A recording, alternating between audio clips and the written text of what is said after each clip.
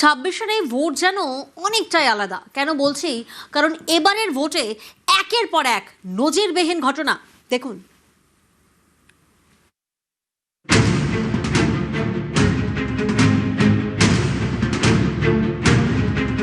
ভোটের দুদিন আগেও ভোটার তালিকায় নাম।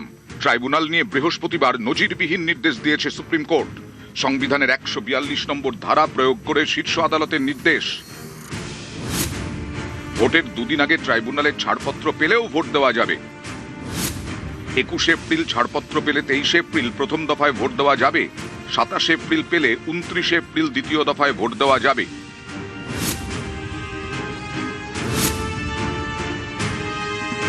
20 ফেব্রুয়ারি কমিশনের কাজে হস্তক্ষেপ করে সুপ্রিম কোর্ট। জানিয়ে দেয় এসআইআর এর কাজ করবে বিচার বিভাগ।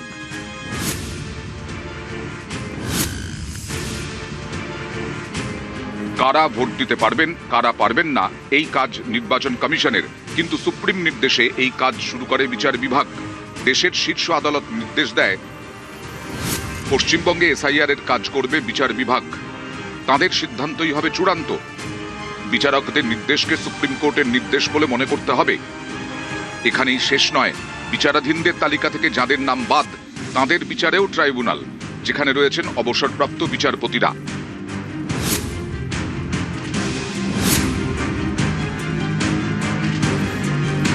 গত 4 ফেব্রুয়ারি সুপ্রিম কোর্টে সওয়াল করেন মমতা বন্দ্যোপাধ্যায়।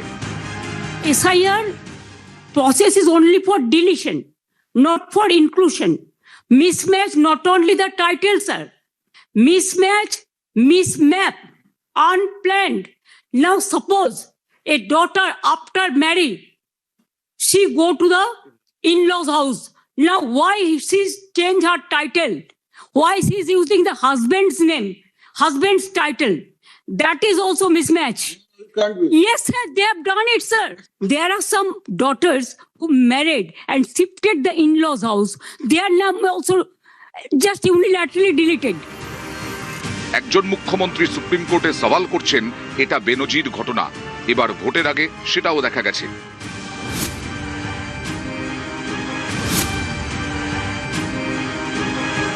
এ রাজ্যে আগেও এসআইআর হয়েছে, কিন্তু তখন বিধানসভা ভোট ছিল না। বিধানসভা ভোট হয়েছিল 2001-এ, এসআইআর হয়েছিল 2002-এ। এবার 2026-এ একই সঙ্গে বিধানসভা ভোট এবং এসআইআর।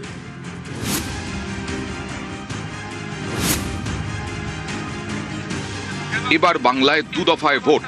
এবারই রাজ্যের সবচেয়ে বেশি কেন্দ্রীয় বাহিনী।